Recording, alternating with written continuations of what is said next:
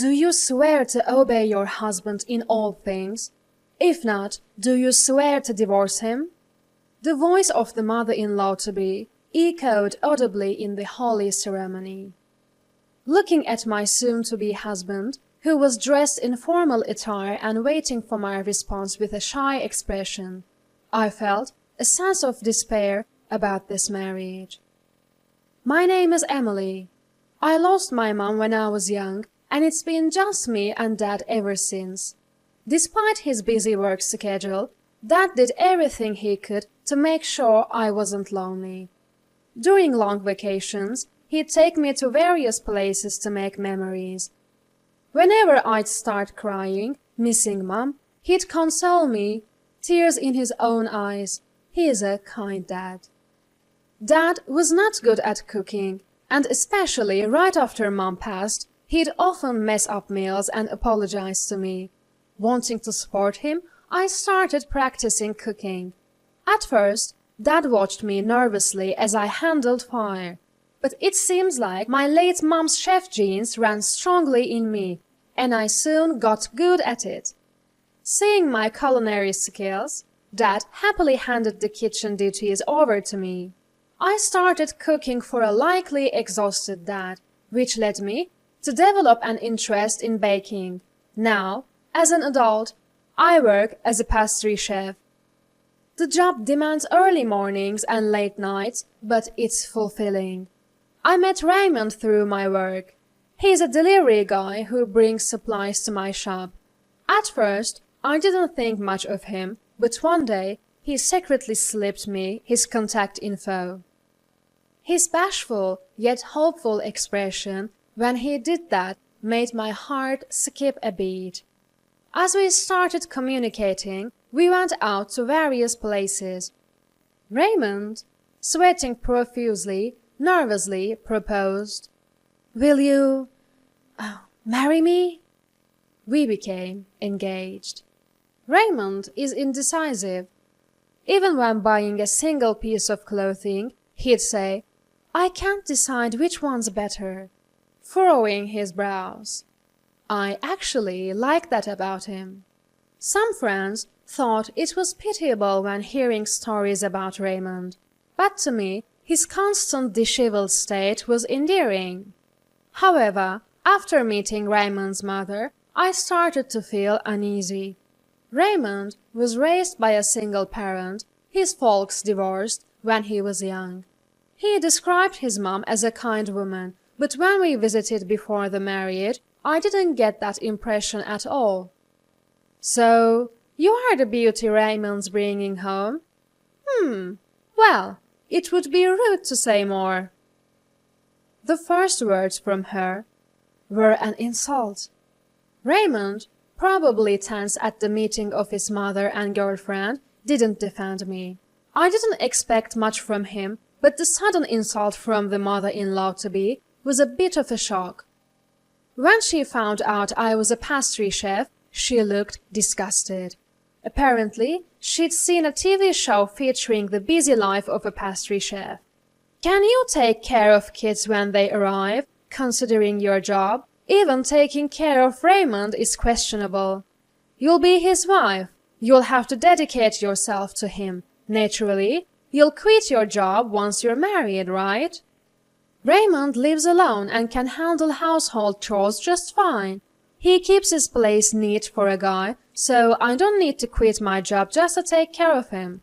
When we have kids, I plan on taking maternity leave and parental leave, but I'm not giving up my career as a pastry chef." When I told this to my future mother-in-law, she turned bright red. "You can't do that. You should quit your job and become a full-time housewife. The role of a wife is to maintain the home. Times have changed. If we have kids, I want them to see a mother who is passionate about her career." "My word!" My rebuttal ignited her rage, and we were practically at each other's throats. Raymond was visibly stressed out in between us, and in the end, when I left his family home, he offered to walk me out. We were silent on the way to the station. I like Raymond. But I had no confidence that I could get along with that mother-in-law. I was starting to think this marriage wouldn't work. Then Raymond spoke in a subdued voice. "I'm sorry. My mom's a single mom and she's always been on edge, just trying to protect me. She's stubborn but kind. I'll make sure to tell her about your good qualities." I had been about to say that the marriage was off, but his words silenced me. I remember how hard my own dad had worked as a single parent, and thought maybe she was acting that way because she truly cares for Raymond. "Don't worry about it. I'm sorry for fighting with your mom. Next time we meet, I'll try to get along with her." Raymond nodded happily at my words, and we said our goodbyes. We had planned to meet each other's parents on our next date. Raymond said he was nervous, but having met his mom once, I felt prepared. I doubted anything worse could happen when meeting parents. I patted Raymond's shoulder to encourage him, and we waved goodbye. On the train home, I pondered whether I could get ever along with his mom. Raymond had spoken up for me, so I believed he would defend me next time too. However, that next chance didn't come until our wedding day. Even when we wanted to meet our parents, his mom kept saying she was too busy. My dad was concerned, but what could we do? Even on our wedding day, his mom didn't attend. Raymond kept apologizing. "I'm sorry, my mom's been really busy lately," and even bowed to my dad. I wasn't bothered by her absence since we didn't get along to begin with. I told Raymond I didn't want much to do with her even after the marriage. Raymond said, "If we can keep our wedding vows, then that's fine by me." Little did I know, this would be the beginning of a surprise on our wedding day. On the day of the wedding, Dad was crying when he saw me in my wedding dress. I couldn't help but laugh at the sight of Dad tearing up even before walking me down the aisle. "You better be happy, you hear me?" Through his tears, Dad said this, and I smiled and nodded. Raymond, who had been told to take care of Emily, was also grinning shyly. That's where my sense of bliss ended. I was standing with Dad in front of the chapel doors, nerves running high. Music began to play, and the double doors swung open. Before me lay the aisle, and at the end of it stood Raymond and, oddly enough, his mother. With arms linked, they both grinned, waiting for Dad and me to walk down the aisle. Dad whispered, "Who's that?" in a confused voice, to which I frantically replied, "That's Raymond's mom." The event staff seemed flustered too, but Dad and I began our walk down the aisle. Raymond was supposed to meet me halfway, but instead he stood with his mother at the altar. So Dad and I just stood there, dumbfounded, in the middle of the aisle. "Before everyone makes their vows, Emily must first vow to me," Mother-in-law announced, unfolding a piece of paper she had in her hand. Glancing at Raymond to see if this was some surprise, he was just smiling at his mother. "Will you vow to obey your husband unconditionally? If you can't, you must vow to divorce." The room stirred at mother-in-law's proclamation. Even the pastor and the staff seemed taken aback, and some were trying to stop her, but mother-in-law didn't care. That's when it hit me, something Raymond had said before. When I told him that it would be difficult to get along with his non-attending mother in the future, he had said, "If you can keep your vows at the wedding, that's fine by me." I had thought it was unusually romantic for Raymond, but that wasn't the case. He meant that it was fine if I could keep a vow to mother-in-law during the wedding. "What will it be? Will you vow?" Mother-in-law was grinning down at me, and inside I thought, No, I can't. I can't be related to someone like this, and I certainly can't obey Raymond unconditionally. Next to me, Dad softly muttered, "Should we go?" To which I nodded and said, "Yes." As I started walking back down the aisle, my soon-to-be mother-in-law yelled, "Where are you going?" I turned around and made myself clear.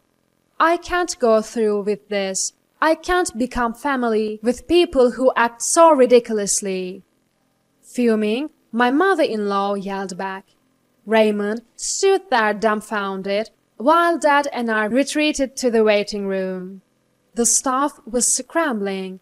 I apologized to them over and over as I changed out my wedding dress into casual clothes. I heard that Raymond and his mother were in another room talking to the staff, so I went to the reception area, apologized to the guests who had come, and said I'd be returning their gifts before leaving the venue. It was a heartbreaking ending, and I apologized repeatedly to Dad. He comforted me, saying, "It's better to know what kind of man he is before marrying him." I couldn't help but cry, like a child, at my father's words. I didn't get to check my phone until the next day. I had received a slew of encouraging messages from friends who had been guests, along with multiple calls from Raymond. When I called him back, his mother picked up the phone, furious for some reason, yelling, "You're late in calling." "Why are you answering? I wanted to speak with Raymond." "Raymond is inconsolable because you ruined the wedding. We were preparing a wonderful surprise, and now you will pay damages. Be prepared." Turns out, Raymond was apparently fired from his job. He had been working for a small delivery company. The owner was outraged by his outrageous behavior at the wedding and had declared him fired. Raymond was also being criticized by both my friends and his, sinking into depression. His mother blamed it all on me, saying I had ruined the wedding. I was more astonished than angry. It was the first time I had felt such a deep, cold rage. I waited for her to catch her breath and started talking. "I'll be the one asking for a compensation. You ruined my wedding. Cover all the expenses for the venue. And needless to say, I won't be marrying Raymond. Please convey that to him." "You can't be serious. You expect him to pay while he's this upset? You are unbelievable." "The only one who's unbelievable here is you, don't you think? From what I've heard, your divorce happened for a rather selfish reason, too." "What?" "You cheated on your spouse, tried to marry your affair partner, who then ditched you, and you only want custody of Raymond because you're his mother." Raymond and I had met his father on a date after we had said hello to mother-in-law. His father, who had continued to pay child support until Raymond was an adult, revealed the reason for the divorce while drunk. "Be careful, she's a selfish person. Raymond, make sure you protect Emily," his father had told us. But those words never resonated with Raymond. "You think saying sorry will fix this? We're not getting married anymore, and you're paying for the venue and the damages. What made you think I'd be happy with that kind of surprise?" At this point, I was seriously concerned that mother-in-law was going to burst a blood vessel. Just then, Raymond's voice came on, taking over the call.